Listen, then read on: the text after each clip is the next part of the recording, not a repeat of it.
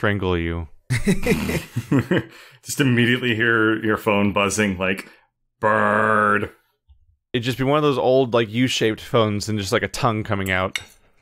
Ew. Ew. That is decidedly gross. Borrowed that visual because it literally happens in Outlast. It does? That game has some nightmare sequences that just kind of happen. Well, you've launched into the first topic of the podcast, I guess. Yeah. What about Outlast 2? Welcome to Four Nerds Save the Universe, episode 25. I've been playing Outlast 2. It's probably not as good as Outlast 1. Is mainly what I'm getting from it so far. It's kind of a letdown. I'm kind of baffled by many elements of its design, just in general. Like, two of the main things that I'm finding really strange, actually, is like everyone knows about the battery mechanic.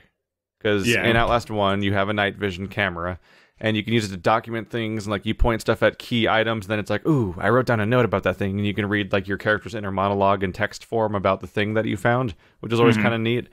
That was all nicely implemented. Now it's all like really poorly implemented.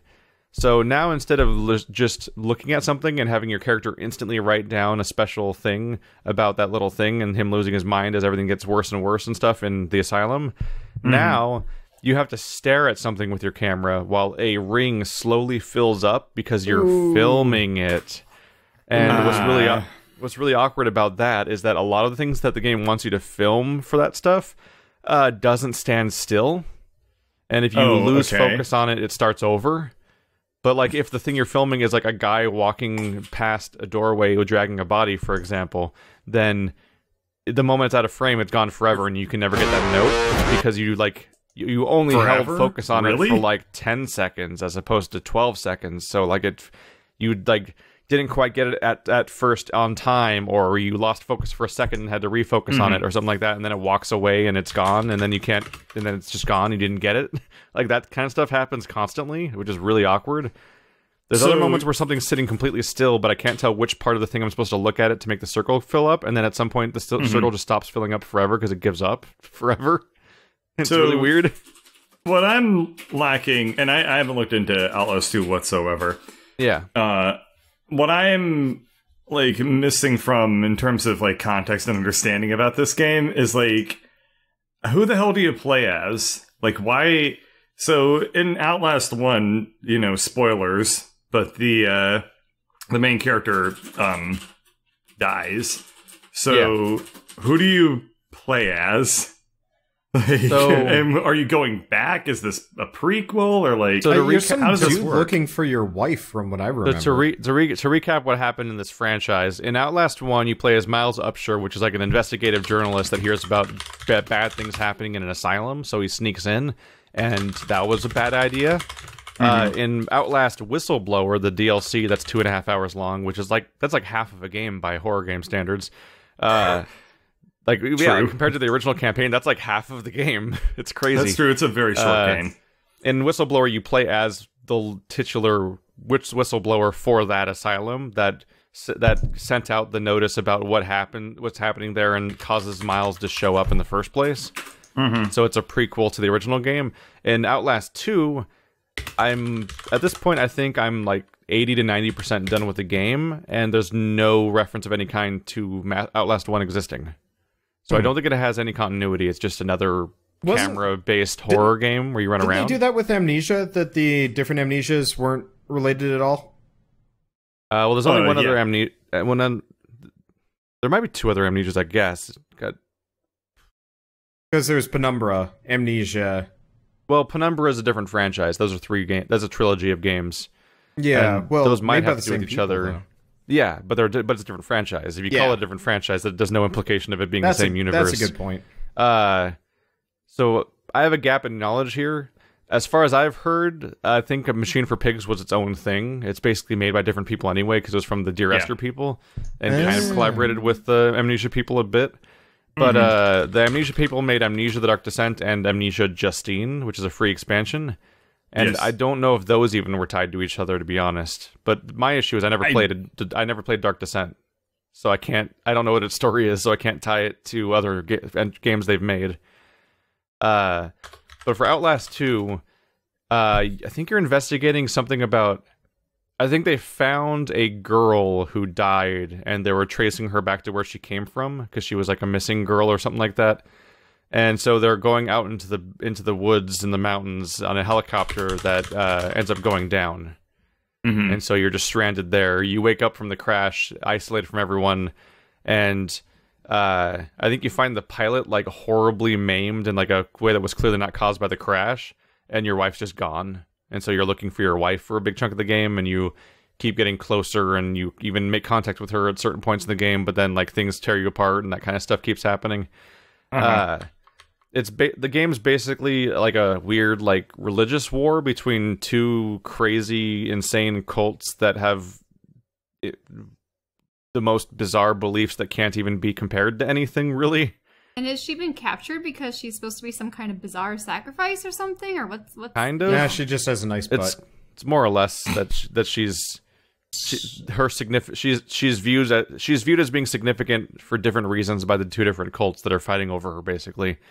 And it just gets gory and bloody and crazy, and before long it gets too absurd, frankly. So in Outlast 1, you would find like cells full of people everywhere, and you would take out the like a lot of the people are just alive in various rooms and locations all over the asylum, and hiding or attacking you or just walking around, or some of them beating their heads on walls. Like they all do different things, and that's why it's kind of scary, is you don't know which ones might be aggressive. And there's a lot of sections about navigating past a bunch of passive enemies, passive inmates. But, like, bodies happen, but they're not, like, oceans of bodies. But this place you get to is, like, this tiny boony village that seems to only have, like, any given area has, like, 5, like, shack houses, and that's it. And then you go from place to place, and you see more settlements here and there, all sort of loosely connected. But, like, you will just see oceans of bodies everywhere, like hundreds of them, and it's, like, incomprehensible how many bodies there are. So this is what you were talking about, where you were saying that Outlast 2 takes place in a very open environment, and the gameplay doesn't work as well? Yeah. Yeah. So I'll get to that in a second. Was the asylum, right? Yeah, Outlast 1 was an asylum, and that was important because it was in hallways. Right. Yeah, let's talk about that right now. So, like, Outlast 1 had a very specific formula that generally worked, and the game wasn't too long, so it didn't really get old very quickly. Although it did feel... I do remember thinking it felt like it was an hour too long at one point, but whatever. The basic idea, though, is that the vast majority of the time you were indoors, and when you were indoors, you had this situation where you were just... It's always hallways or side rooms and stuff like that.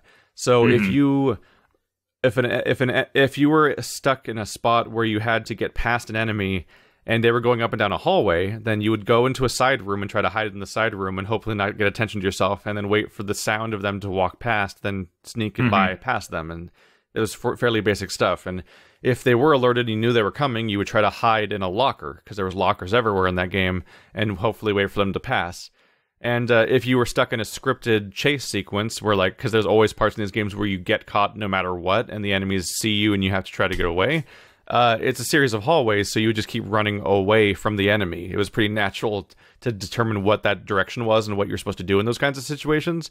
There on that side of the hallway, run the other direction, and then, like, solutions just present themselves before you, like, oh, a door, I'll open it, go through it, close it behind me, and sometimes that door would have, like, a big heavy thing you can push. So, like, oh, I'll push that in front of the door. Obviously, I'm supposed to try to do that.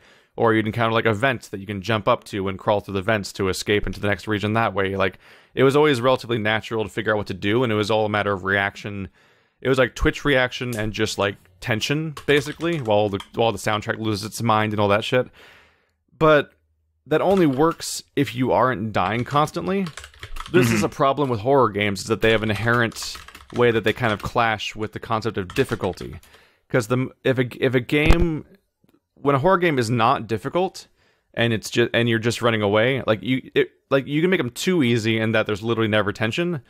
But if you make them too hard, they become Alien Isolation, where the game becomes like Alien Isolation is an effectively designed stealth game, but it's really hard to be afraid of that game because you're literally thinking about like the formula behind how the alien works and how to manipulate that AI in order to achieve your goals. And you can't, like, unless you're playing on like super easy mode or something, like you can't get through the game without going into that headspace because the alien is too difficult to beat just running around like an idiot and hoping to survive by being afraid. Like, that doesn't work. You can't just be afraid and run away and hope the alien doesn't catch you because he's too fast, too ever-present, and so on. And so that game's too hard to be properly scary, and instead but it makes up for it by being a relatively deep stealth game with crafting mechanics and all these different noise mechanics and AI things you can work against each other via like the human crowds and the alien and using them to distract each other and stuff like that. Outlast is not deep. Outlast 2 is not deep, so it doesn't have mechanics to rely on, but it's also too hard. And I don't mean too hard as in like freaking Dark Eater Midir in Dark Souls 3 fighting this guy for like an hour, like that. Not that kind of hard. It's too hard for the goal that it sets and the feelings it wants you to have. Because I'm like actively trying to pay as much attention as I can to what's going on around me. And there's moments where I'm like, I just can't fucking figure out what's going on and what I'm supposed to accomplish.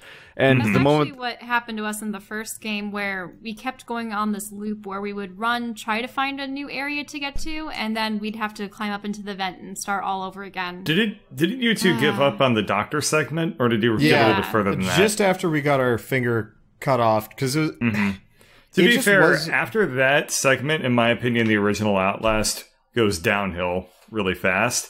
It picks up at the very, very end, but like it's a lot of filler content from that point issue forward. With that was because we would either get caught before we could fully investigate our avenues, or we would escape him long enough to get glimpses of other places that we could go to, and then we'd have to retreat up into the vent, which was our only safe place. And then we'd attempt it again and again, but we weren't really making much progress. And at that point, Carl was pretty fed up with the jump scares and everything. It wasn't even the jump scares. Like, so I can deal with jump scares. They will freak me out. Prey is effectively a nonstop train of jump scares because of the mimics, but like those don't bother me.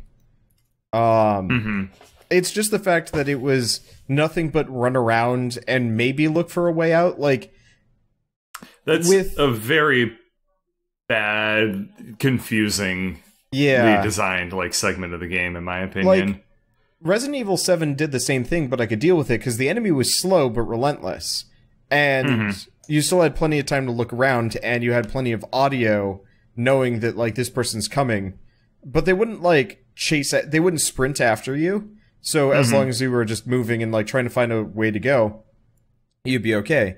With Outlast, the enemies would sprint after me, and unless I got like really lucky, I was pretty much doomed unless I could like find a hiding spot and stuff like that. And it was harder for me to enjoy because I didn't get the chance to look around or be interested in anything. Not to mention the entire environment was effectively just there as set pieces. Whereas I was going to say, like, you didn't miss anything by not looking around. I know, but like, there was just no immersion. All you did was miss out on the batteries that you were also wasting by looking for batteries. Yeah, that is very true. That's like Magic Find, except more annoying.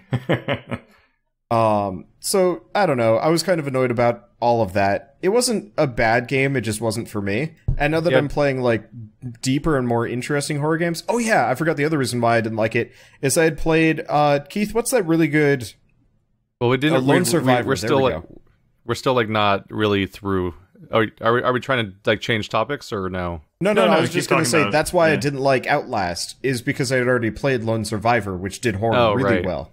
And so I just couldn't get into it because Lone Survivor had so much better of a premise, and like the enemies were freaky, but it was more the atmosphere and everything that made me scared than the actual like, you know, just being frustratingly chased down and murdered repeatedly. If that makes sense. I did kind of feel like Lone Survivor got samey, like despite not being particularly long to begin with. Like you spent a lot of the game fighting the same enemy over and over again, and there's such a formula to how to fight it that I didn't always feel like there was that much of attention to it. Yeah, I can see that. It felt like more of an exploration game that was atmospheric as opposed to like a horror game necessarily, because it's more like I'm just figuring out where to go next in this Metroidvania like ish level design, and also trying not to run out of ammo because it could literally become unplayable if I run out of resources. Mm-hmm. Yeah. But okay. The issue with and by the way, the Dr. Traeger, like I think Dr. Traeger was supposed to be like their attempt in Outlast 1 of having like a boss fight more or less in a game that doesn't have combat. Because like because every other part of the game, even after that, is usually just run away or stealth through it. And in that you were effectively in an arena. Yeah, that was a circular area that loops around itself with all the different hallways everywhere, and you essentially had to find an object. You had to find an object and a destination for the object, if I remember correctly, because you were more or less like unlocking something to escape into like the elevator or something. Yeah. You had to get to an elevator. Yeah, and so you had a place where you could mix both stealth and running while trying to just desperately get around. And I found it manageable because you could kind of kite him because he wasn't super fast, so you could actually kind of keep getting tables between you and stuff. But yeah, like there's definitely a moment of like, where is the item I need? Because like it's somewhere in this level and I'm running from him, which makes it hard to look for it. And the problem is, like a lot of Outlast 2 just becomes that to an extent. Oh, really? That's a shame. A big gap here that I think is important is Traeger would deal damage to you, which is important. Outlast 2 enemies don't tend to deal damage to you. They tend to just kill you. Mm-hmm. So it's like you're doing this. So like you could get hit like 3 times by Traeger, which is way more manageable. But like, imagine the same situation of like desperately trying to figure out what the hell your objective is and where they hit it and what the hell's going on. And also every time you get hit, you instantly die and start over and over again. Yep. Like there's just moments in Outlast 2 where I just spawn in a room or I fall like through a rotten floor and I'm like, oh, we're in a dark alley or some sort of dark creepy basement I've never seen before with no context, and look, enemies are in every direction. So it's like, oh, what direction doesn't have enemies in it? Well, that didn't work. Well, that didn't work. Well, that didn't work. Okay, that's the way I go. That didn't work though. I gotta go left instead of right next time. And like you're just respawning over and over again, even on normal difficulty, because everything kills you instantly. Like it's actually so rare to take damage that I'm actually baffled by the other mechanic they added to the game, because I talked about the stupid filming thing that doesn't work half the time and is really clunky and awkward. But in addition to batteries, they've also added bandages now. So if you take damage, you can heal with a bandage. But that would make sense in Outlast 1 where you took damage and would have to actually had to worry about your health. But since you're getting killed, what's the point? In Outlast 2, I never use a bandage because I just die on the spot. There's 2 times where I've actually taken damage and not immediately died from that enemy and was like, oh, I guess I could hit the heal button now. And then the 1/3 time where it's literally a scripted sequence where oh, you're so hurt, you need a bandage to do the story now. Is go find a bandage was the objective basically. That's one of the 3 times I've used a bandage in the game, and I'm done with it almost. Does it ever bug you in games where your character is ostensibly fine, and then suddenly cutscene happens and your character's grievously wounded, and all of your medicine and healing items don't do anything? You're struggling along. Yeah, that is a really, really annoying mechanic. I understand it from a story perspective, but it's just I remember that distinctly or just the happening feeling of your reward for winning is losing. Yeah. Yeah. That happened to me today in Neo. I fought Oda Nobunaga, and when I'm defeating him, the cutscene is me losing to him, and I'm like, what? but he wasn't that hard even. I feel like that happened a lot in old Final Fantasy games where it's oh no, your character has some sickness and you're gonna have to go cure them, or oh no, your reward for Final winning Fantasy this IV. boss fight is your dead party member.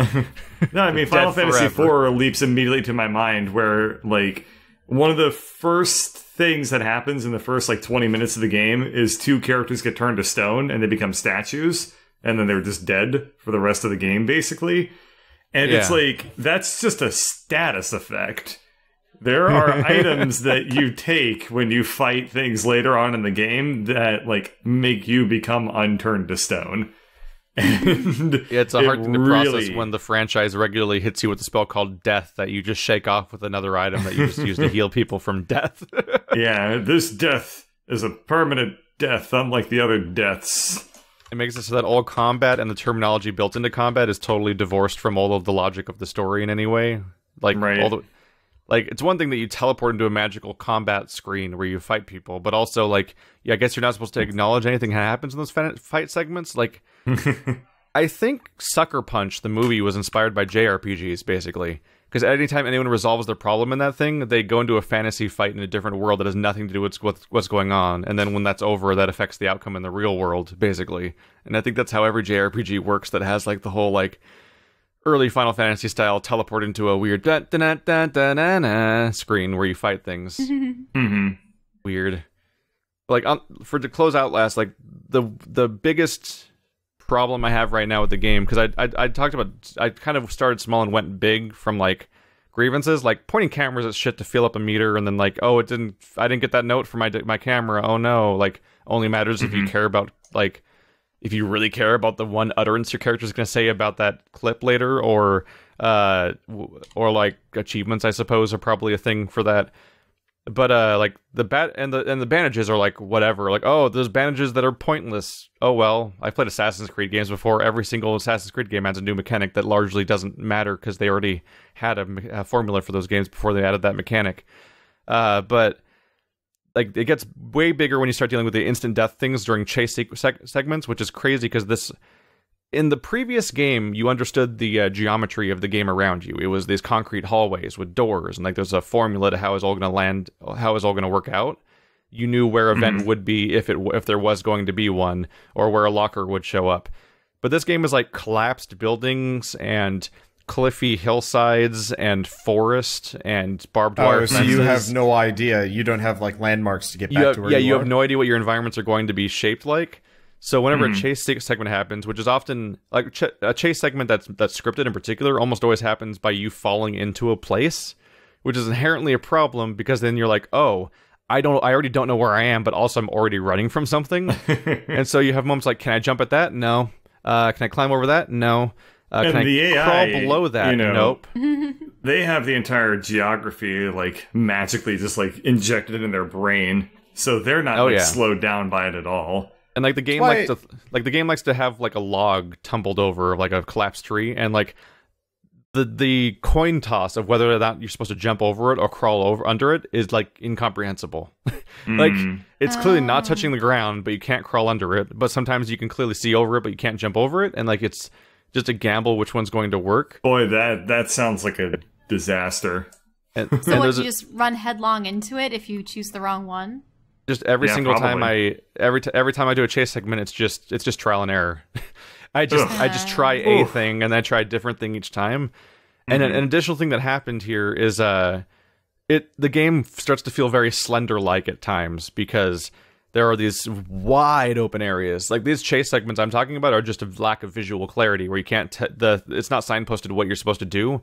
There's no Tomb Raider like bird shit covered ledges that you can climb on that to denote that you can climb on them, or like in Horizon Zero Dawn, like where everything's magically painted for some reason when you can climb on it. This game's so chaotic visually that you just can't tell what to interact with. But on top of that, like there's the wide open Slender type places, which they slightly did a little bit in Outlast 1 when you go into an open courtyard in the darkness, and you'd be like, oh, somewhere around here is a gate. But like those parts were pretty basic because it was like a square-shaped area and somewhere there'd be a gate, and you're mostly just trying to avoid the sound of the one monster guy that's somewhere around and not trying to alert him while you search. So it's tense. That's a tense moment. It's actually my favorite part of Outlast 1, like the scariest moment for me, was when you're underground in like the sewers and somewhere out there you can hear the rattling chain of Chris Walker. I'm like, he's fucking here. I don't know where to go, but he hasn't found me yet. And like that constant anxiety is really good. But in Outlast 2, the enemies are more likely to see you. And in many cases, like I just find myself picking a wall and following it in a circle and seeing if it takes me somewhere, because at some point, like I will have tried so many directions. Isn't that how most people beat the courtyard segments though? Yeah. Like, you just follow along the wall, and then you climb on top of the wall, and then you just go around. Like this thing has that's a what weird I issue always saw because people when you're doing. looking around, there's no signposting where, like, even when you find a thing, you can't tell if it's where you're supposed to go or not. Like, you find a barbed wire fence that has fire behind it, and you're like, oh, fire. Light sources are usually where you're supposed to go, right? And when you find out where to go, finally, it was nowhere near that. Or, like, you'll find houses, and you're like, oh, cool, a house. This must go somewhere. And you go inside the house, and you can search around the bottom floor, go upstairs, search around the top floor, and, like, maybe there's one battery, maybe there's literally nothing, and it's just a house.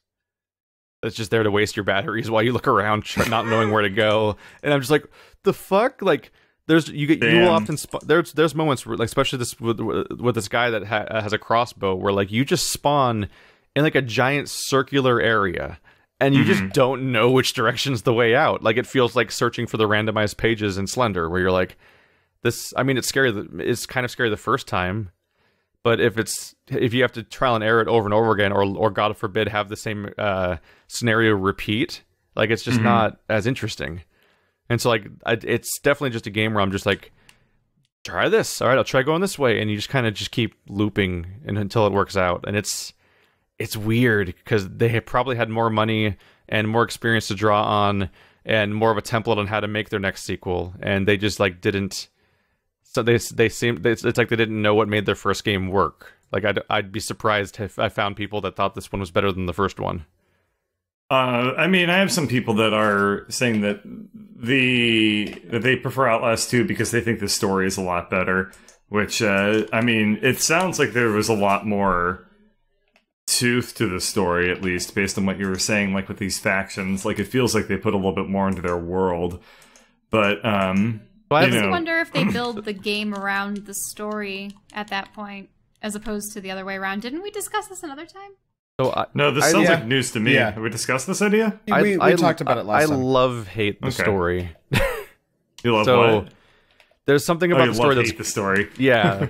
So there's two things in the story, and I haven't finished it, so I don't know if it comes together in a meaningful way that's interesting or anything, but the main story, when you get there, is those two warring factions. One of them is, like, this horrible, like, religious leader that has taken control of all of the Hicks in this neighborhood and convinced them of his horrible ways. And he's basically it really seems like he's basically created, like, a sex cult where he can just use everyone he wants and toss away people he doesn't want and stuff like that. Like, it's a really horrible society that's just serves this one man. Like, yeah, like, it seems like he might even have some sort of situation where he's, like, immune to syphilis but carries it and just keeps infecting people, and is literally literally just throws them away in a place called the Scalded, where there's, like, the syphilitic colony of all the people that he's used up and thrown away, basically. Like, it's a really fucked up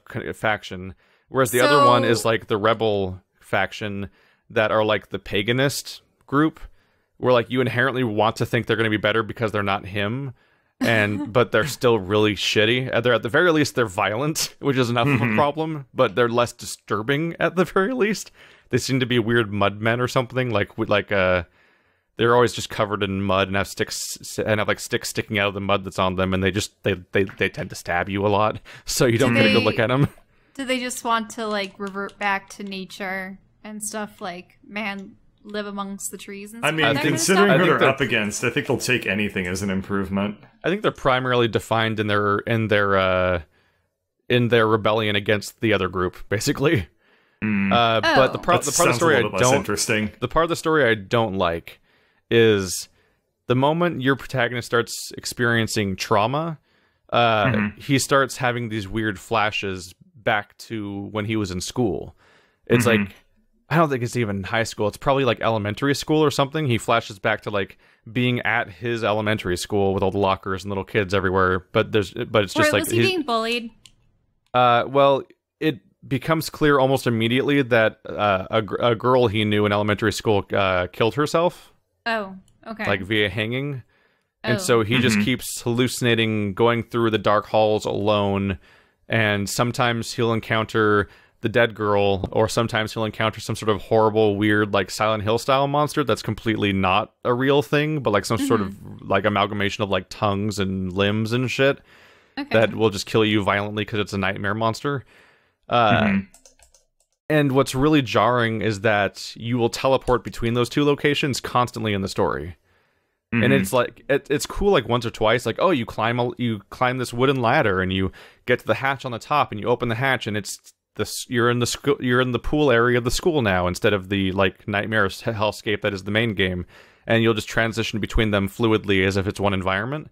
That's kind of neat, but almost immediately those places super drag, because the issue with the school sections is they have zero direction of any kind. You just are in them, and you're like, right. You're where do probably I just go? meant to like survive for a set period of time and not get captured in those segments or something. No, you have a destination, but it's got a problem where it's got like it's really awkward scripting stuff where like it's not. Sometimes you just go from point A to point B, and you can't always tell where point A and point B are sometimes. But other times it's like a really awkward series of things you click on in order to proceed, and you can't always tell what they are or what the game expects of you and stuff like that. So like so it'll often do stuff once and never again. Like you'll have moments where like, oh, this time you click on a computer, and clicking on the computer is how you proceed with the story.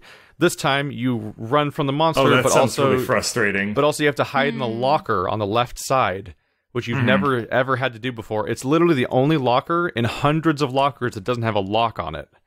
And you hide inside it, and then when you slam the locker closed, then outside the locker is actually the real world instead of the school, and you leave into the real world. Like, they wanted to have that transition, but they did it via a mechanic that didn't make sense, and they did it via a chase segment, so it was trial and error to figure out how to escape.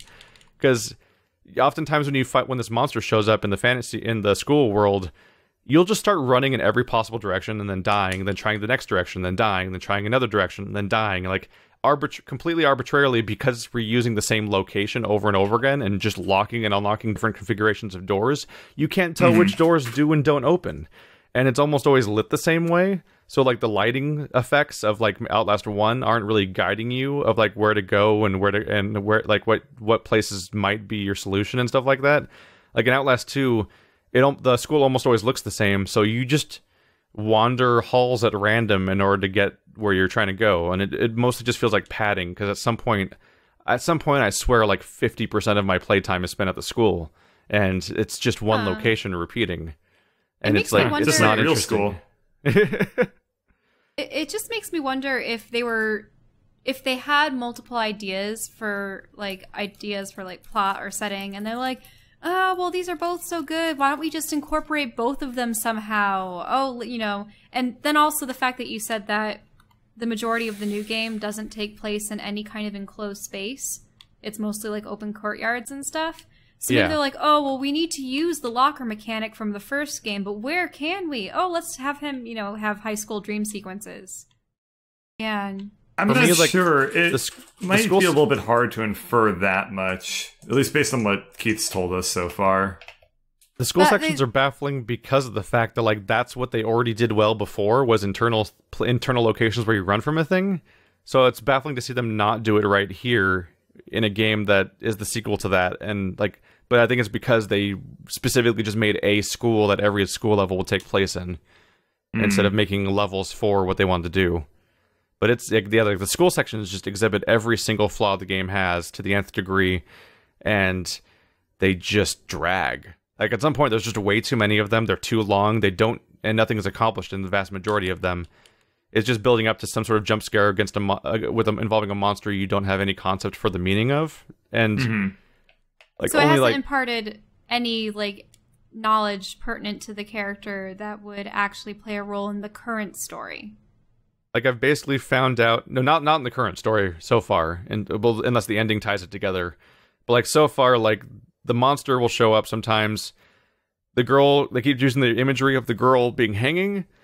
They imply that the main character liked her, and they imply that maybe she was suffering abuse. But like that's over the course of like what I think may have already been like 10 levels spent in the school already. Okay, and it's like and like 3 things were communicated to me so far. The one time that I could potentially see is in this game his wife was taken. Maybe he just doesn't want to lose someone else that he loves again. Oh, right. So, that was ostensibly the point. Wow, right. we have Right. story's going off the beaten path. Well, right. So like that I could see being the tie-in where maybe he did care for the girl in high school and she died and wants to find a way to prevent his wife's death. I just can't imagine. I mean, I don't think you really need a particularly strong external motivator to be like, I don't want my wife to die. Yeah. Like, But it just that's like, why it's the reason Thanks for why backing he me up on that, has the Wander. flashbacks of the high school.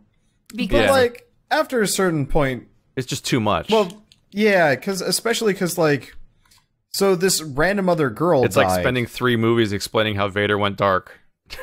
It's just too much. It's way too much for one plot point.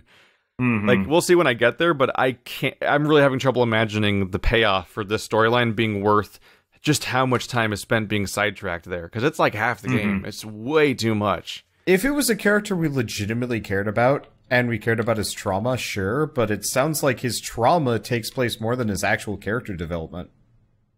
Yeah, and I think that for most horror games, you don't want to have the character have too much depth, honestly. Like, who cares about that? It breaks, like, the player, like, putting themselves in my opinion, but... Well, yeah, it breaks immersion if you actually have a character that you... Because that you're, you like, are yeah, interested you're... Exactly. That's a good way. And it's also a thing where, like, when I criticize this, I already know, like, the go-to response that's going to happen is that sooner or later it's going to tie into the main story, obviously, and then people are like, well, obviously it makes sense, but making sense isn't the same thing as being executed well.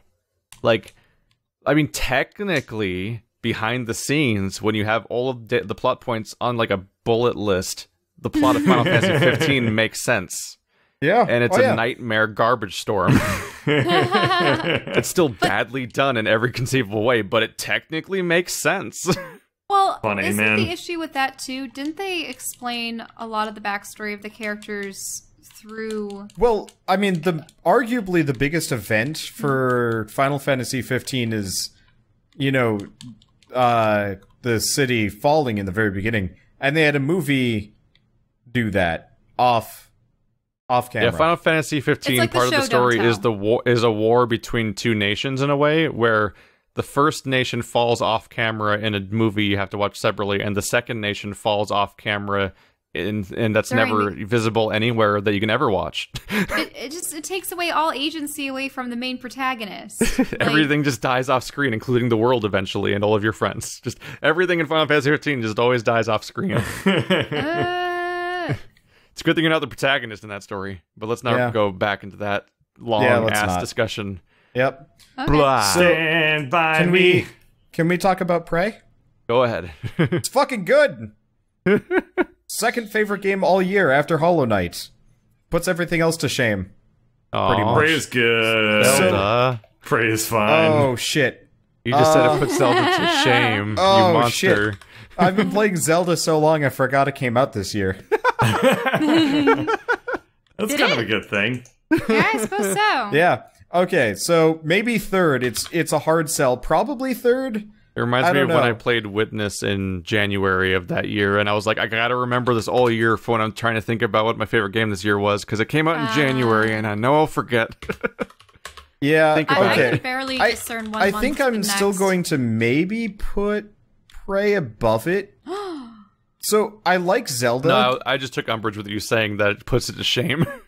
Sorry, you're right. I was thinking of Horizon Zero Dawn and a couple other things. I mean, 2017 has been amazing for games already. Yeah. But like, Prey has Did definitely we talk about how I totally captured agree me. with all your complaints you had like a month ago about that game, by the way? Which one, Horizon or? Yeah. Yeah, We'll get to Yeah. that, I think. yeah. We can talk about that later. But so for Prey, I mean, you guys have played BioShock, yeah? And Keith, you've obviously played System Shock 2 at this point. Yeah. I haven't played a whole lot of System Shock, but everything about Prey, like everything they do right, is pretty much taken out of the BioShock playbook and kind of remixed in its... BioShock is essentially just a streamlined System Shock 2, all the way down to just telling the same story again. Well, that's good, because this tells a different story, which is probably refreshing. But, like, I don't want to talk about the plot too much, but it kind of has that same, like, weird isolation that both of them have, plus, like, Dead Space and some other things, where you're, as far as you could generally tell in the entire game, you're the only person left alive. There's a couple of people, like, stuck here and there. But for the most part, you're the only one that was left alone because you're trapped in this, like, simulation bunker. And everybody else is dying around you or dead around you, and you're finding all these corpses and stuff like that. And like you read most of the plot via books and like audio logs and stuff like that. But you're on a space station. But yeah, so the entire point is you're like on a space station, and the aliens that apparently you've been using to make like crazy leaps and bounds in sciences have finally kind of found the weak point that allows them to. I love that about the game. That you can't tell if you're on a space station or not. Like, you just, like, are going through windows and shit, and then it's, like, all, like, sound stages and stuff. Oh. Good stuff. Good stuff. Yeah, so that's just the beginning, which is really clever in its own right. But, like, after a while, you very clearly find out that, like, yeah, you're probably on a space station, you can see space, you can see stars and shit. But, it's just, they made a really weird decision to have, effectively, head crabs come back. If you've played Half-Life, the basic enemy from Prey is, it's like a little spidery crab thing. And it was absolutely a brilliant decision. All of the enemies can hide themselves as, like, coffee cups, tables, chairs, we likened it to Prop Hunt. Yeah, I was calling it horror prop hunt because it totally does that. It's this like scary version of like you go into a room and there's like a bunch of med kits and like loot objects and you have to ask yourself. One of the 2 trash cans in the room jiggles. Yeah, well, yeah. or I ran into a room. Mimic. Yeah, late at night actually. I ran into a room. And I walked in and I'm like, oh, there's the Mimic. I shoot the Mimic. And then every other prop in the room proceeds to turn into a Mimic, mob me, and kill me. And I'm just like, what? Oh, yes. It was such a good feeling. And, like, it's one of the few games where, like, death doesn't bother me because I know that I can do it better the second time around, generally. It's a very delightful game, like, to be scared in. Like, it gets the... Oh, yeah. It's so... good. I'm not even like scared half the time. It's just like I'm tense. I'm not freaked out. I'm not worried that I'm going to die. I know that I'm going to die. I've accepted that part. It's just a matter of like you know, trying to prolong my like my run as long as possible before I have to like reload and redo things. And that just feels really fun and interesting, I guess. There are, like, harder enemies, but even then they only take, like, 4 shots with a shotgun, so if you've got, like, good maneuvering and like, you're using stuff to your advantage, you can pretty much just, like, bum rush an enemy, to death. Or, like, one of the powers they give you immediately is, like, the kind of classic combat slowdown maneuver. Max Payne. Yeah, and, pretty far in, you get the ability to recharge your special meter. And so at this point, every time I like run into anything that's like kind of hardish. Yeah, anytime I run into one of these guys, I effectively like figure out how to get above them and then like leap down onto them slow-mo style, shooting them in the face, and then they're just down and then they can't hurt you. And yet I'm still scared every single time I see one of them, even though I know I can kick their asses. It's just like, yeah, this is how you design a good game. Apparently, Nightmare difficulty makes it legit scary because everything's going to kill you. But, I'm not going to play on that difficulty. I'm just playing on normal. The one problem with the game is, you have limited resources, for a lot of things. So if you're playing on, like, Nightmare, you legitimately do not have, like, you will run out of ammo. Whereas right now I'm just kind of staying about even, though I recycled, like, half of my medkits because I was not using any of them. Oh yeah, that's one of the other things I really like about the game. They actually give you tons of health kits in the forms of these like little robotic operators in little safe rooms that will heal you up to full, repair your armor, you know. It does like the Half-Life 2 armor style thing and stuff like that. So as long as you can make it back to a safe point, even if you've only got 20 HP, you're good to go. And you can go back up to full. And I kind of like that because, you know... That's kind of like the System Shock 2 way. Pretty much. Oh, no. I'm sorry. In System Shock 2, how did it work, Keith? If you just died, it was like no consequence, but if you barely survived something, it was like shit. And you probably should have just died instead. So much like BioShock, you had Vita chambers that would revive you, but you had to find them. Yeah. So if you didn't find one, then I think when you died, you just had to reload a save. Because you just couldn't it was a game that had anywhere. both checkpoints and quick saves, which was Whereas once you had your your chamber unlocked, then every time you died, you respawn for the cost of like 10 currency, basically. Like you would lose money each time you die a little bit. It was super cheap, but honestly, almost immediately I just I almost immediately refuse to ever get killed that way and revived that way. I would just always load a save every time I died, because even if it was a little while ago, like going all the way to some location that I spawn at when I die and finding my way all the way back to where I was like way more hassle than just reloading a save. But so in Prey, you have like these health kits then? Is that what you're saying, Wander? Well, you've got tons of health kits, but you've also got like little robots that you can go talk to. When you die, you're dead and you have to reload. But does it have quick saves? Yeah, constantly. In fact, I'm super happy with it. The load times are really short, and the quick saves are instant. Like, it doesn't even, like, chug the game at all. Like, I've noticed with a lot of games, I guess older games, quick saving, it would, like, hang for a moment. Oh, yeah, I'm playing Morrowind right now, and if I press a quick save, quote-unquote, then a progress bar fills up for, like, 10 seconds. Well, yeah, but, I mean, compared to how long a regular save took back then, like, it was where you'd have snappy. to open a menu, click on save, create new save, manually type in the name of your save, then wait for the progress bar. But yeah, tell us more about Prey. I mean, honestly, I'd like to talk more, but it's kind of one of those where I want to finish it first, because it's one of those where the plot could actually go in like really wacky way. And like, I almost get the feeling they're gonna do one of my like least favorite plot twists in a in a way that like I'm actually going to like, and that is such a weird feeling for me. Yeah, because one of your most despised ones is "it was all a dream," or "it was all a facade," or well, I mean that's almost guaranteed with how this game is setting everything up. Well, yeah. So part of it is like they set it up that your character has been stuck in this like mind loop. Where like you haven't been like you've been stuck reliving what is it, February something or other? No, March 25th for literally years. We're playing a lot of Groundhog's Day games. Yeah, kind of. But you've been reliving this for so long that 3 years have gone by and you have no idea.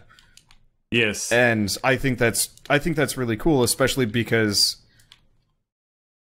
it kind of sets the game up for like very potentially like, yeah, this was all fake. But I don't know. It's weird. I don't want to talk about it more because it might like actually spoil major plot points. There was an old 4chan thing that I read a long time ago that did that specific thing really, really well, where the characters were stuck in this loop. Yeah, so this was back when this was a thread where it was kind of like Homestuck before Homestuck like took that idea and ran with it. But so all the people would like play along and stuff like that. And it was called Ruby Quest. And like the big reveal at the very end was that like you go and you talk to this character that is actually the first time you've ever seen that character. And they just, like, see you, immediately recognize the characters, and then just start saying, like, oh, good to see you again. You must have, like, done really well to get here again. And then they revealed that, like, this was actually, like, the, I think they said it was, like, the 60th time the player characters had actually reached that point before. That's actually something I do like. Oh, it was scary. With the, like, it was all a dream thing, I really love it when it's, like, Groundhog's Day. Like, by the way, everything you just experienced was, like, fake. Yeah. Or not fake, sorry. Everything you just experienced, you've done before, like, countless times. But it's good when people break out of it. Sort of like, what, the Truman Show? Yeah. Yeah. That's true. Mm-hmm. I don't know. Time loops make me happy because like it's so interesting. I really appreciate it when like a time loop has like the characters like go off the rails by like the third or fourth time. They're just like, screw it, we're gonna do it this way. Boy, do I have a Doctor Who Isn't that what episode they for did in you. Groundhog Day? he kept trying to figure out how to break out of the time loop, and then after that, like he just Didn't accepted care. it and used it to improve himself. I always absolutely loved that about that movie. Yeah. Initially, though, he was actually starting to fool around with people and stuff. Like, oh, watch for this. You know, this is gonna happen. He was a dick at the start of that movie. He wasn't a very nice dude at all, and then he became like a superhuman. And It's like the whole I saw Ebenezer that Scrooge thing. Yeah, I saw that as a little kid, and I was like, someday I wanna be as cool as him. And then I tried and realized it was really hard, so I gave up.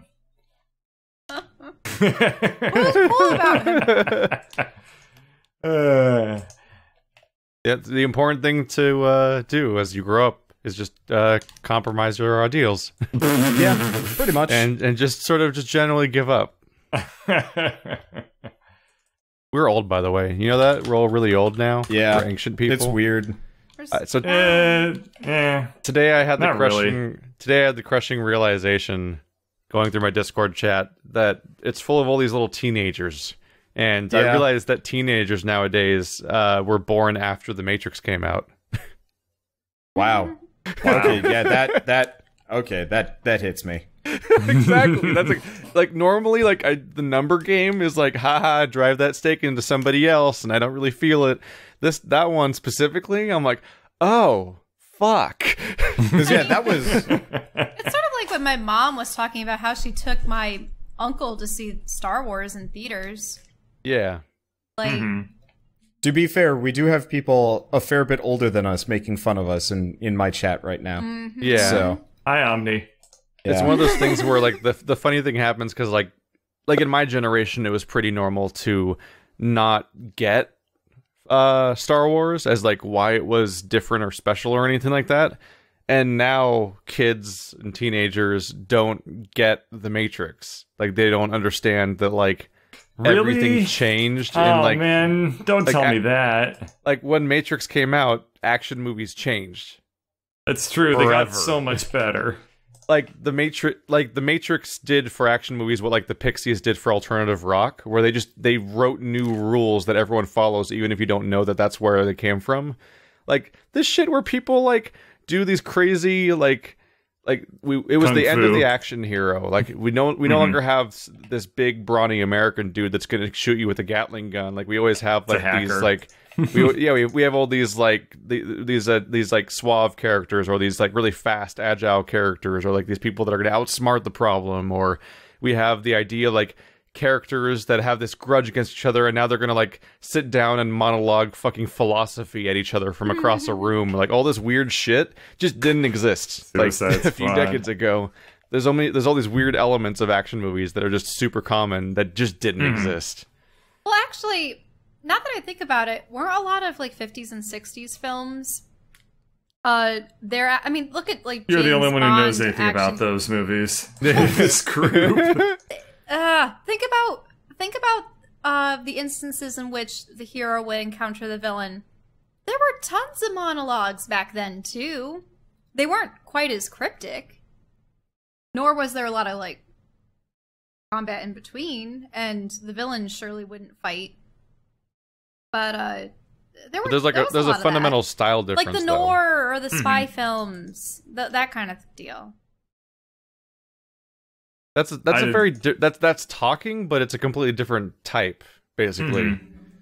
Like it's a completely different tone, but like, there's a very Like, noticeable what would an evil thing. person say? I'm going to say that. There's a super noticeable thing where watching an action movie from the 90s is like listening to alternative rock from the 80s, and like something's massively different about the thing that's called the same thing, and you maybe can't tell what it is, but it's huge.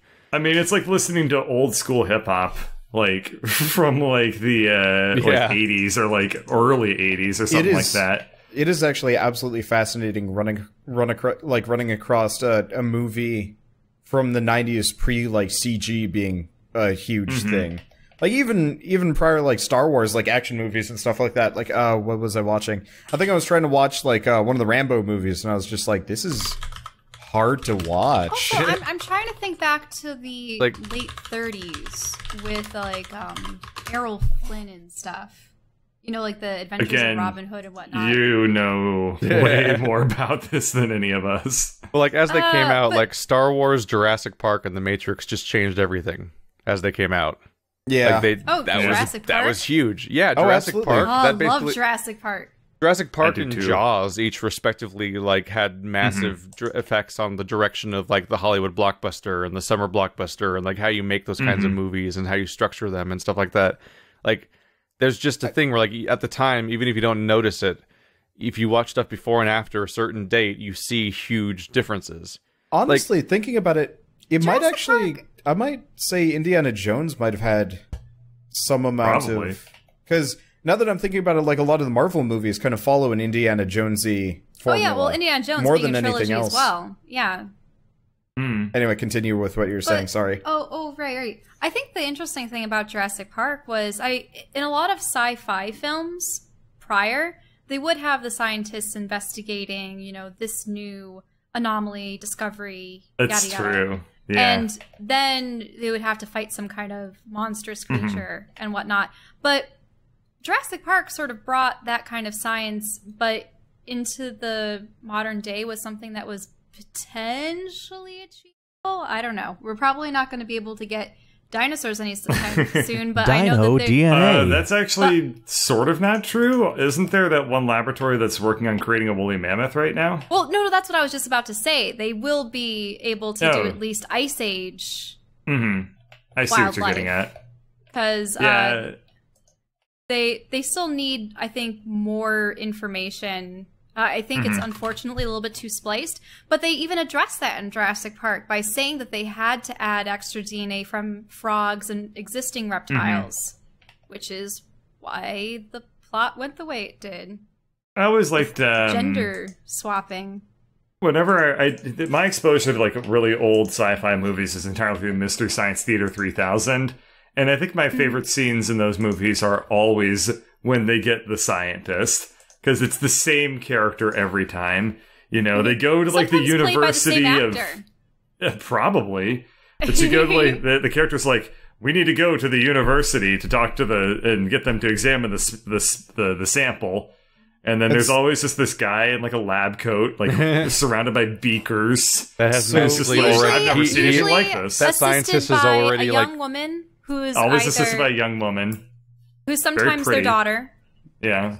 and So- they just do science by flipping a switch. and guys- they become the love interest of the main hero. Have you guys typically. noticed that that's Will Wheaton now, or no, not really? No.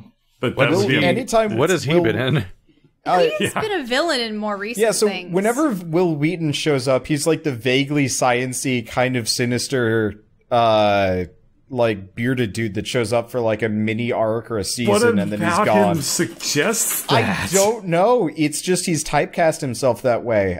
He was that in Big Bang Theory. He was that in whatever sci-fi show you were watching. Oh, that was I don't think I've seen him in anything. it's like something eight or Yeah, I don't know. Dark Matter. yeah, Dark Matter. Yeah, he was also in what was it? The Guild. Yeah, he was in the Yeah. Guild as one of the vaguely bearded villains. Or- Yeah, like for me, he was Wesley. Then they locked him in a locker for like 30 years, and then he just like popped out. So Neil Patrick Harris. He just popped out of a closet to like host tabletop.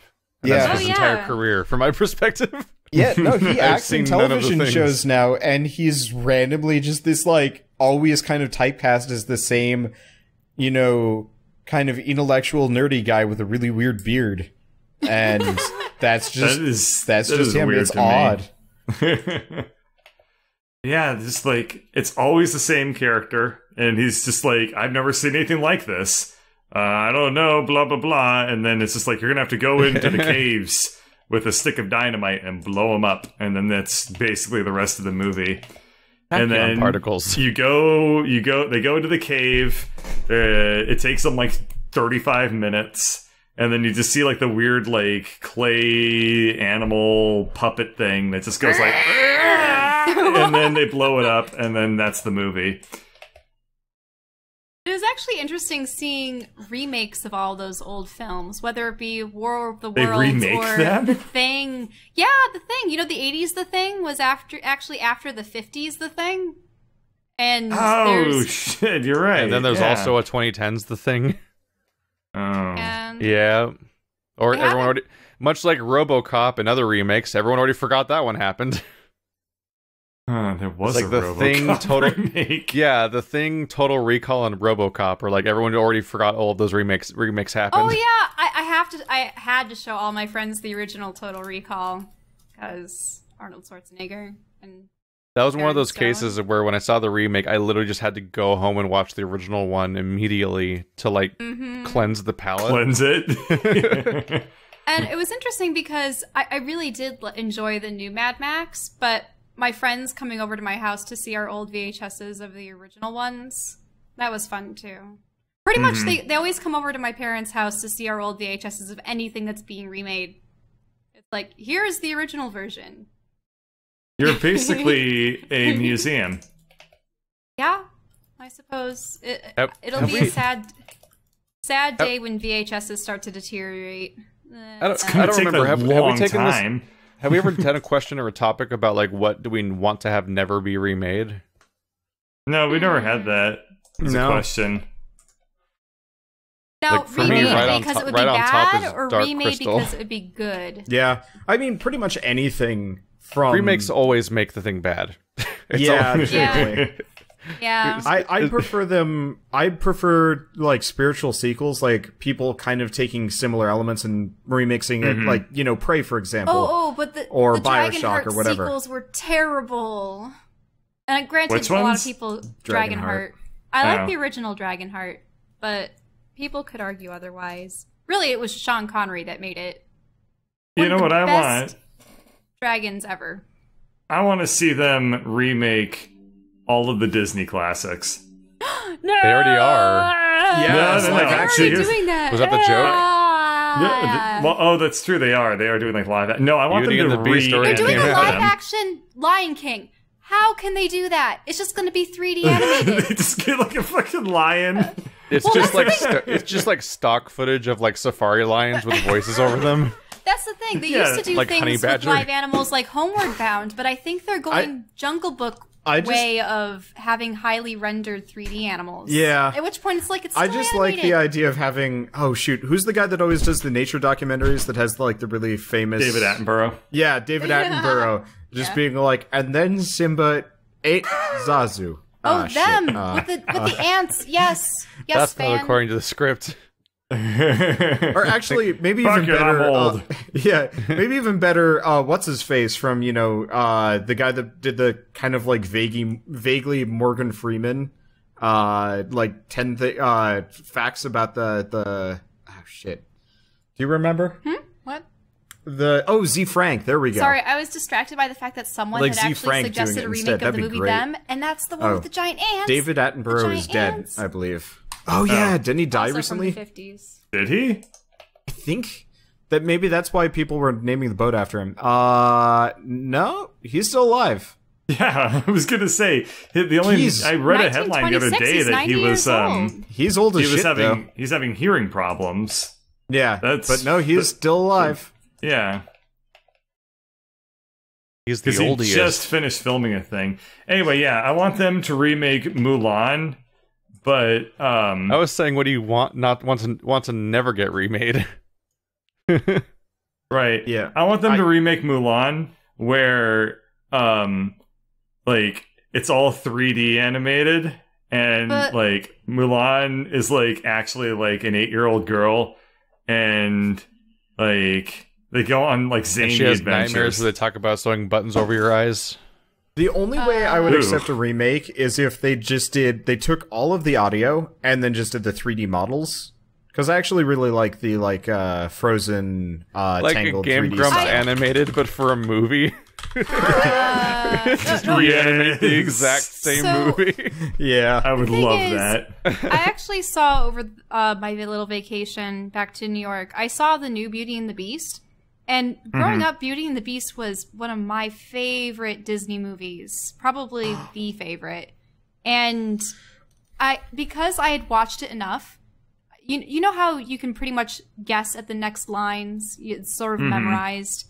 So obviously I had this comparison, and I just noticed that the acting was a bit awkward. I did like what they did with Kevin Kline's Maurice, and like adding a little bit more backstory with him, and he wasn't quite as bumbly, I should say, as the old one was. But I don't know, that I felt like it was rushed at times, and the characters, because they were 3D modeled, a lot of the objects didn't actually exude enough expression, and that was quite unfortunate. Because, I mean, they had Ian McKellen as Cogsworth, and oh, come on, I should know. What they should do is they should remake Ian. Beauty and the Beast, What? but flip it. So, like, Belle Oh, is yeah. just, like, Okay. incredibly ugly and monstrous.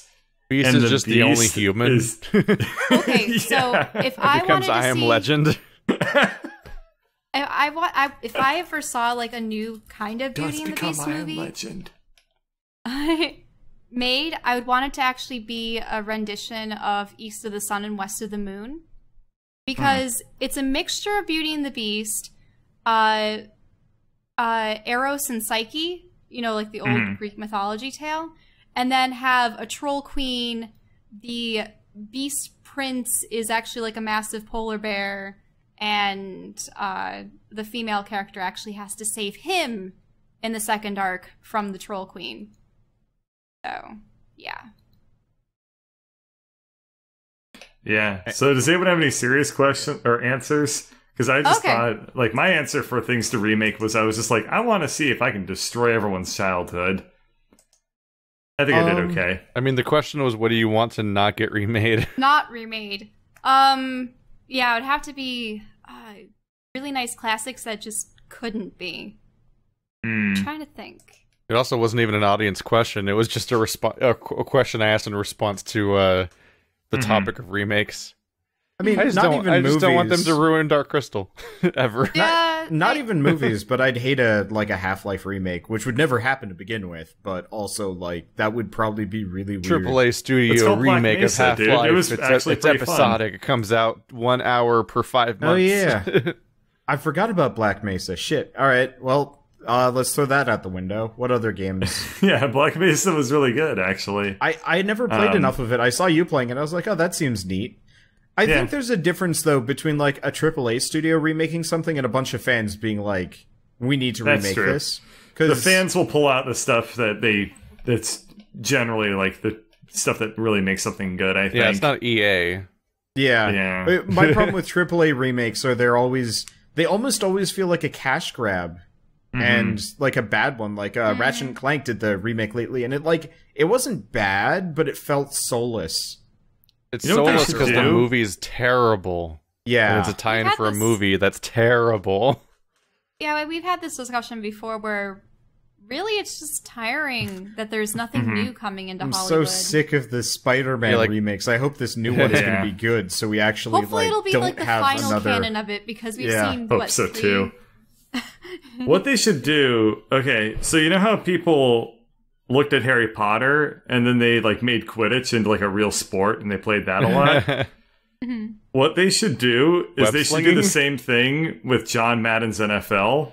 They should look at that and turn that into a sport. Turn video game versions of sports into real sports. Yeah. Blood Bowl? No, NFL no, Blitz. football. They which should make a reminds sport me- out of football.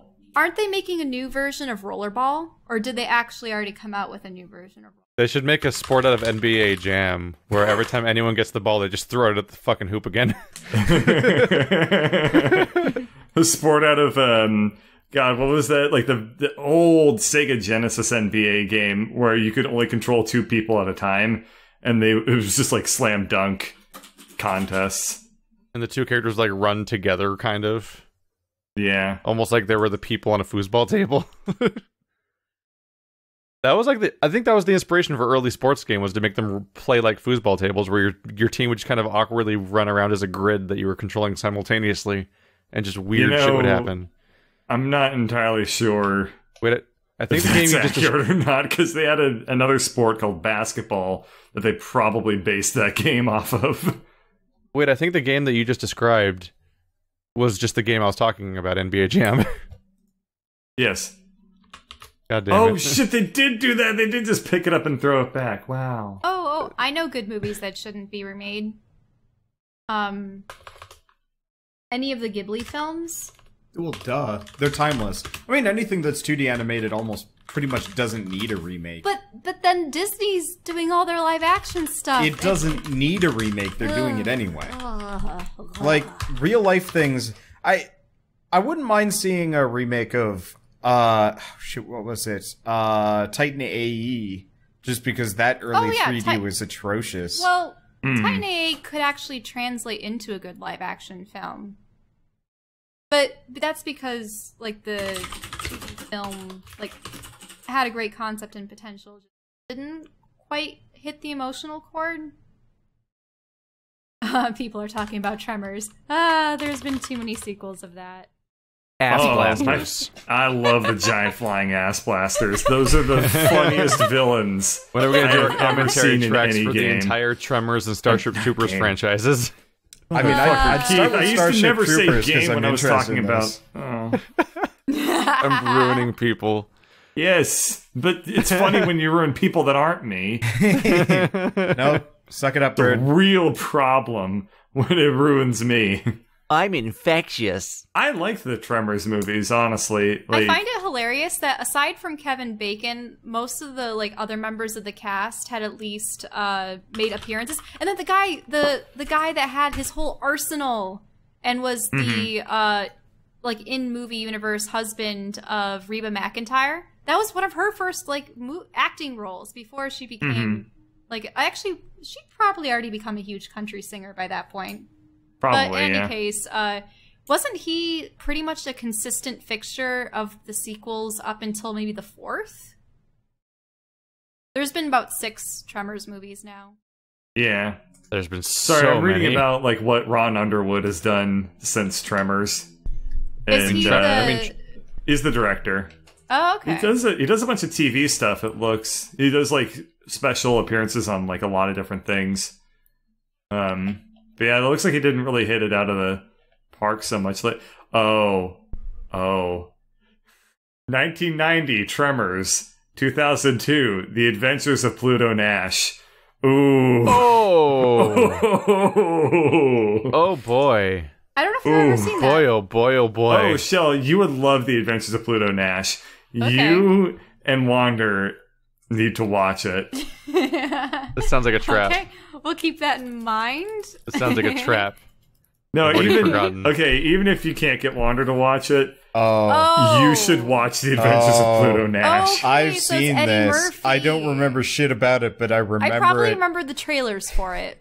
Has an IMDb score of a 3.8 and a Metascore of 12. Uh-oh. Okay. Was that Whoa. what is that, like his Dr. Dolittle kind of era?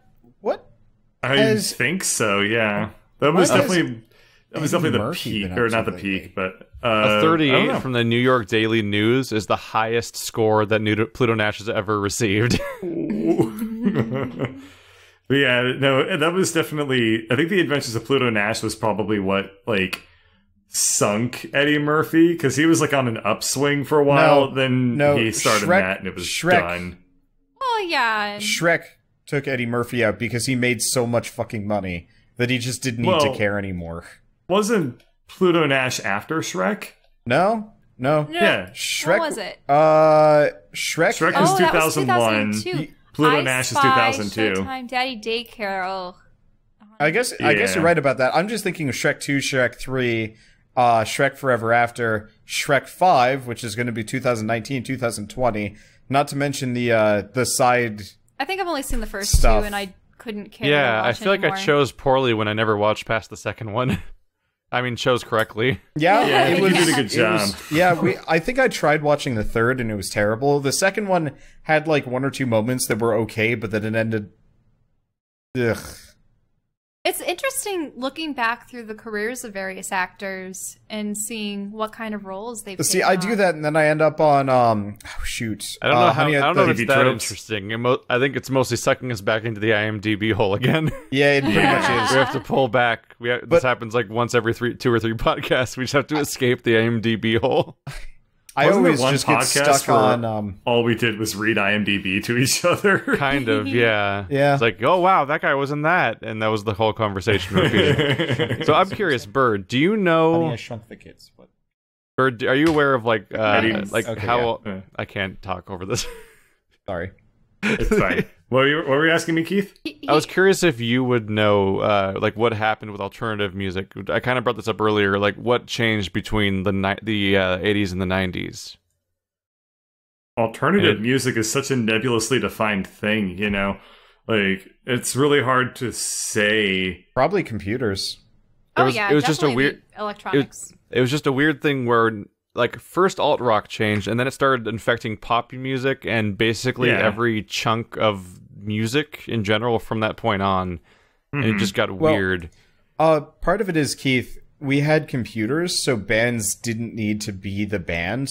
Like, you could get singers, effectively, who would sing to some, like, pre-made piece of music from elsewhere.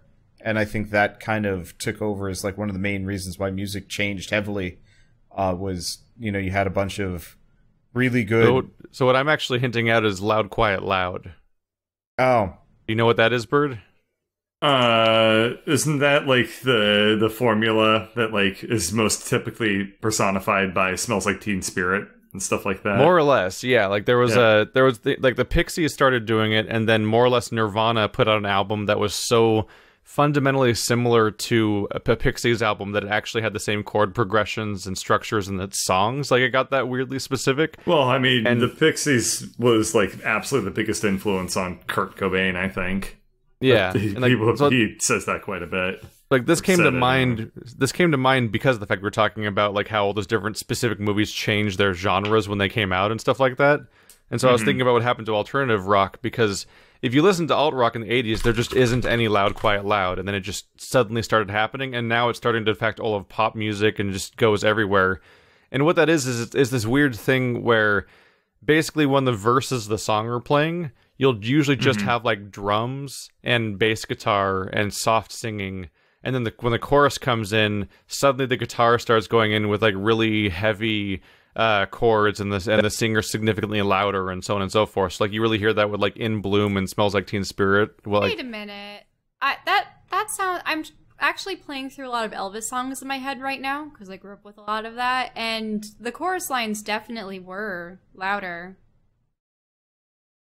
Yeah, but I think that with alternative rock, it's a very specific phenomenon that like got like Keith is alluding to, where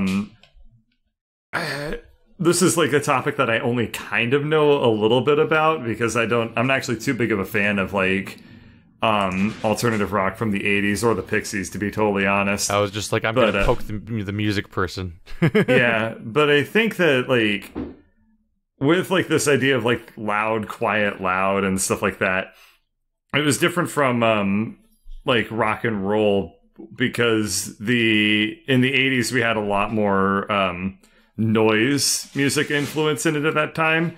So it wasn't just like, you know, it didn't like amp it. When Elvis gets louder, it's like hyping up the energy. When like the Pixies get louder, it's like increasing the chaos. Yeah. And it's like it's not like a good mood, it's just like more of like a scream or like a primal type of shout, stuff like that. Oh, okay. Yeah. It's one of those things where once you start noticing it, it becomes one of those things like with the music stuff, where just like the moment you notice it, you can switch back and forth between the decades, and you can immediately pick up on like, oh yeah, like here's let's listen to Ballroom Blitz or Rock This Town and stuff like that, and you start noticing that there's like a flatness to the song, which isn't really good or bad, but like the fact that like it's like music used to be more consistent in what the song was throughout the duration of the song, unless you were listening to like Rush or something. What I dislike now, especially, is that I notice that people aren't focusing as much on the melodies. So it seems like there are so many songs now. I can't pick out something that I can latch onto, and many of the songs start sounding the same. It's really saddening. Sorry, there's like an alarm going on outside my window. I had to check it out. What were you saying? Oh, I was saying that I was just disappointed that in the past it seemed like there were concrete melodies that would be used to like define the song. And now it seems like the chorus lines and like it's about the rhythm, and it's about monotonous. like well, what it is it's the same note repeated over and over again. Like think like what was it, Get Lucky, for example. Like da da da da da da da, like it's like the same note like over and over again, and then like one note up. Yeah, like it's about or like Suit and Tie. That was another like hit that I can think of where it's like da da da da da da da da da da da da da da da da. Like it's the same notes over and over and over again. Whereas I think that with a lot of older music, it was defined very much like with it was a lot more like flowiness to the melodies, and it kind of went more Unless it was funk all over the more place. Percussive, yeah. Yeah. Well, funk, I mean, it depends on the type of funk. Like, funk is a genre I actually know a ton about, so... There's a whole lot of popular funk, though, that is like one riff repeating for 8 minutes. Mm-hmm. And that's some tough stuff to get through sometimes. Yeah. Like stuff, But it's the then type of there's stuff that also, it's stuff, the type of stuff you only know because it's used as like a stinger for like a commercial or something, and then you hear the real one, you're like, oh, that's the whole song forever. It just keeps going like that, exactly like that. Oh, I know what you're talking about. Like some like really early funk, if you listen to it, it's like 9 minutes, and it's like get up, get on up. It's that for the entire song. And just like people being like, yeah, come on, yeah, gonna get funky tonight, yeah. Like it's just supposed to be background for, like it's supposed to be just background for dancing or something. Yeah, it's but I love George Clinton. Oh my god, I love like that early funk so much because it's like the weirdest stuff. Like I don't know, like, if you all have ever, like, even heard of, like, a lot of, like, the stuff that he did, but, like, he would just get, like, a chorus of people to just, like, shout things behind him, and, like, kind of to rhythms, and then he would get, like, people to sing, and it was, like, this really weird, like, back and forth, where it was just, like, groups of people shouting, Sort and of then, like like, somebody cacophony of singing, noise. then groups of people shouting. George Clinton's awesome. So yeah, we've talked about let's re-reel this back into video games, I guess, because this is video ostensibly. Let's get to something that Warner wants to talk about. Okay. Yeah, I've had this question for a little while. Let me find it. Okay, I didn't put it away. Okay. Sorry, He's been teasing us with a nebulous question. Yeah, well, of unknown origin. I was gonna ask it a while ago, but then Shell was busy, and then you had the politics thing, and yeah. So anyway, so the question is, okay, so Keith, you're standing in waist-deep water, in thick, gross, muddy water. Sorry. You're groggy, and you don't know where you are, but before you can get your bearings, a dark humanoid shape emerges from the water in front of you. It's carrying a rusty hook and a shield made of what was probably the top of a barrel once upon a time. It doesn't look friendly, and you only have a few seconds before it reaches you. What do you do? This is not at all what I thought this was gonna. I know. Is this like a choose your own adventure? Like, are we playing a D&D campaign today? Is that why you said it was going to take a while? You got in a hole in one, which is why I wanted time. So, I'm like, what the? You guys said like a couple weeks ago that you wanted question, Keith. I wasn't fucking ready for this. You guys said a couple weeks ago that you wanted somebody to make a D&D campaign for you, so I did, and then I decided I'd ask it as part of a question. What was the mud situation again? So you're waist deep in mud. Is going to be hell to edit, but that's okay.